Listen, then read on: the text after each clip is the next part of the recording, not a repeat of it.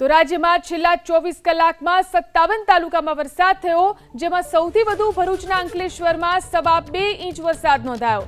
તો સાવરકુંડલા અને ઉમરપાડામાં 1.5 ઇંચ વરસાદ ખાબક્યો. તાલાલા અને ઝઘડિયામાં 1.25 ઇંચ વરસાદ થયો. દાહોદમાં 1 ઇંચ, હાંસોટમાં 1 ઇંચ, જૂનાગઢના માંગરોળમાં 1 ઇંચ, જેસરમાં 1 ઇંચ, માળિયા હાટીનામાં પણ 1 ઇંચ વરસાદ નોંધાયો. તો સુરત શહેર અને તળાજામાં 0.5 ઇંચ વરસાદ થયો. તો છેલ્લા 24 કલાકમાં જે વરસાદી આંકડા સામે આવ્યા છે, ઉમરપાડામાં 1.5 ઇંચ વરસાદ છેલ્લા 24 કલાકમાં પડ્યો છે. અનેક વિસ્તારોમાં વરસાદ થયો, જેમાં તાલાલામાં પણ 1.25 ઇંચ જેટલો વરસાદ છેલ્લા 24 કલાક દરમિયાન થયો છે.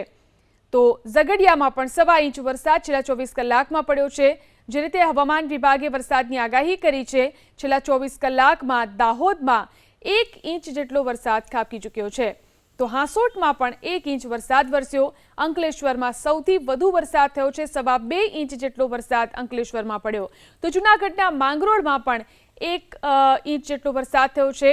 જેસરમાં પણ 1 ઇંચ વરસાદ નોંધાયો છે. છેલ્લા 24 કલાકના આ વરસાદી આંકડા છે, જેમાં માળિયા હાટીનામાં પણ 1 ઇંચ વરસાદ નોંધાયો છે. અનેક વિસ્તારોમાં છેલ્લા 24 કલાકમાં વરસાદ થયો છે, જેમાં સુરત શહેરમાં પણ 0.5 ઇંચ જેટલો વરસાદ વરસી ગયો. આ તરફ તળાજામાં પણ 0.5 ઇંચ વરસાદ છેલ્લા 24 કલાકમાં વરસ્યો છે. તો ભરૂચમાં પણ 0.5 ઇંચ વરસાદ.